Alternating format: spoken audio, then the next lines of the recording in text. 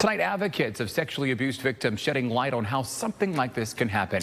Roxanne Elias with the warning signs to look out for.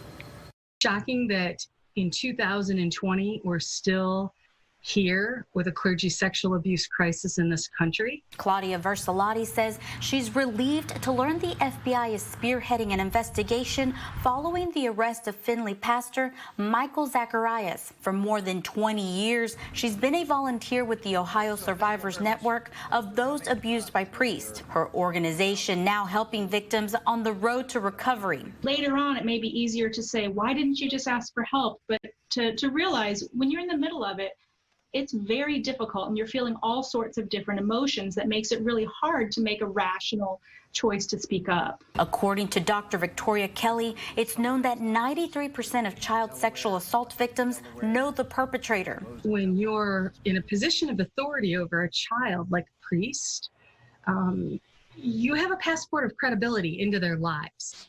And, those relationships are often encouraged unknowingly by your family.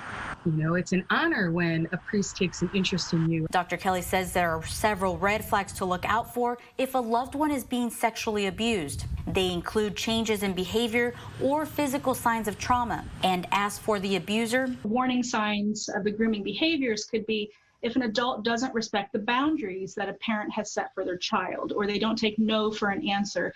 They make excuses or reasons to give special attention to the child or separate the child. Both the doctor and spokesperson for SNAP are now backing the FBI and encouraging other survivors to come forward, whether it be to law enforcement or to others. As a parent or a caregiver for a child who may have experienced a sexual assault, it's also important that you stand up and advocate for your child. When you are able to break your silence and when you are able to tell your truth, you will unconsciously liberate others who are sitting out there watching your broadcast saying, me too, this happened to me too. And that's how we heal. Roxanne Elias with WTOL 11.